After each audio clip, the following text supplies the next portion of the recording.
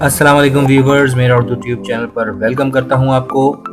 دوستوں، آج کی اس امپورٹنٹ ویڈیو میں آپ کو بتاؤں گا گارڈین شپ سرٹیفکیٹ کے بارے میں کہ اس کو حاصل کیسے کیا جاتا ہے، اس کے لیے کون سے کاغذات چاہیے اور کون لوگ گارڈین شپ سرٹیفکیٹ لے سکتے ہیں، اس کا پروسیجر کیا ہے اور اس پورے پروسیس میں کتنا ٹائم لگتا ہے۔ تو ویورز، ویڈیو کو آگے بڑھاتے ہیں، لیکن اس سے پہلے آپ سے ریکویسٹ ہوگی کہ اگر آپ پہلی دفعہ آئے ہیں چینل پہ تو سبسکرائب کر کے ممبر بنے ہمارے، تاکہ آپ کو مزید معلوماتی ویڈیوز ملتی رہیں۔ اگر میں سمپل الفاظ میں آپ کو بتاؤں تو جو نابالغ بچے ہوتے ہیں یا مائنرز ہوتے ہیں، ان کی سرپرستی کو قانونی طور پر حاصل کرنا گارڈین شپ کہلاتا ہے۔ گارڈین شپ سرٹیفکیٹ کی ضرورت کب پڑتی ہے؟ اس کی مختلف کنڈیشنز ہیں۔ فار ایگزامپل، اگر کوئی مائنر ہے، 18 سال سے کم عمر بچہ ہے اور اس کے نام پہ کوئی پراپرٹی ہے، تو اس پراپرٹی کو ڈیل کرنے کے حوالے سے گارڈین کی ضرورت پڑے گی۔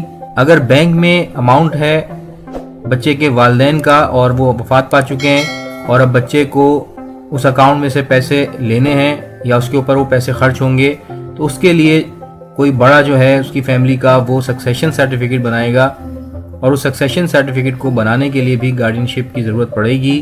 اس کے علاوہ اگر بچے کا کوئی سرپرست ہے اور وہ اس کو کہیں باہر لے کے جانا چاہ رہا ہے، اس کا کوئی ویزا پروسیس کرنا ہے، امیگریشن کا کوئی معاملہ ہے، تو اس حوالے سے بھی گارڈین شپ کی ضرورت پڑتی ہے۔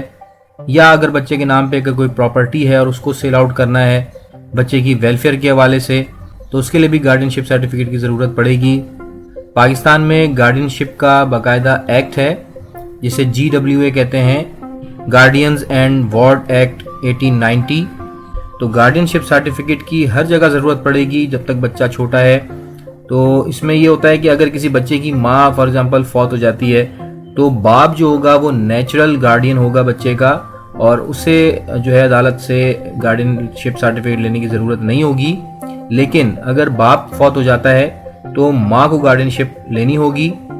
اس میں کنڈیشن یہ بھی ہو سکتی ہے کہ اگر ماں باپ دونوں کا انتقال ہو چکا ہو تو بچے کا جو دادا ہے یا نانا ہے اس کا حق ہوگا بچوں کے اوپر، اور وہ نیچرل گارڈین ہوگا بچے کا، اس کو بھی گارڈین شپ لینے کی ضرورت نہیں ہے۔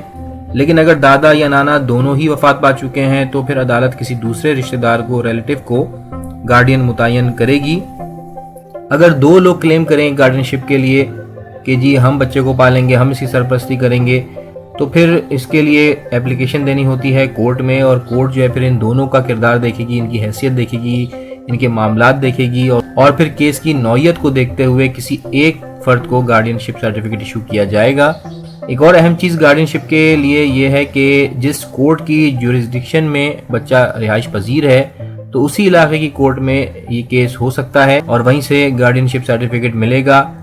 اگر بچے کے نام پہ کوئی پراپرٹی ہے تو جس علاقے یا شہر میں وہ پراپرٹی ہے تو اس ایریا کی جو کورٹ ہے وہاں سے گارڈین شپ سرٹیفکیٹ کے لیے اپلائی کرنا ہوگا، اور وہیں سے یہ سرٹیفکیٹ ملے گا۔ تو یہ بہت ہی امپورٹنٹ کنڈیشنز ہیں جو میں آپ سے شیئر کر رہا ہوں گارڈین شپ سرٹیفکیٹ کے حوالے سے۔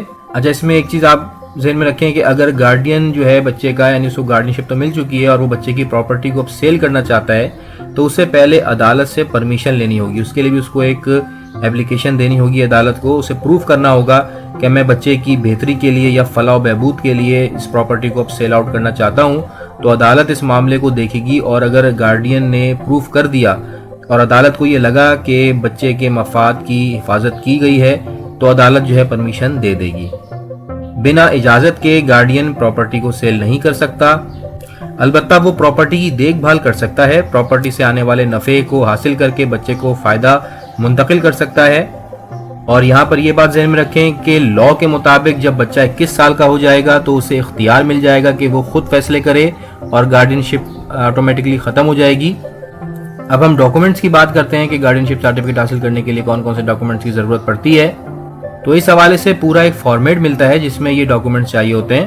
پیرنٹس کے ڈیتھ سرٹیفکیٹ، جو شخص گارڈین شپ لینا چاہتا ہے اس کا شناختی کارڈ، 2 گواہ، اس کے علاوہ عوام الناس کو پارٹی بنانا ہوگا تاکہ اگر کسی کو کوئی اعتراض ہو تو وہ کلیم کر سکے، بچے کا برتھ سرٹیفکیٹ یا اس کا بے فارم، بچے کا اگر کوئی ایجوکیشنل ریکارڈ ہے تو اس کا سرٹیفکیٹ، بچے کے نام پر پراپرٹی جو ہے اس کے ڈاکومنٹس، بچے کے ساتھ ریلیشن کو پروف کرنے کے ڈاکومنٹس، اخبار میں اشتہار، اس کے علاوہ گارڈینشپ سرٹیفکیٹ حاصل کرنے کے بعد جو گارڈین ہے اس کی ذمہ داری ہوگی کہ وہ بچے کے اوپر جو بھی ایکسپینسز ہوتے ہیں ان سب کا باقاعدہ ریکارڈ مینٹین کرے، سب ریسپٹس اور واؤچرز وغیرہ کی ایک فائل بنا کر رکھے تاکہ کبھی اس کو ضرورت پڑے تو وہ عدالت میں یہ چیزیں شو کر سکے۔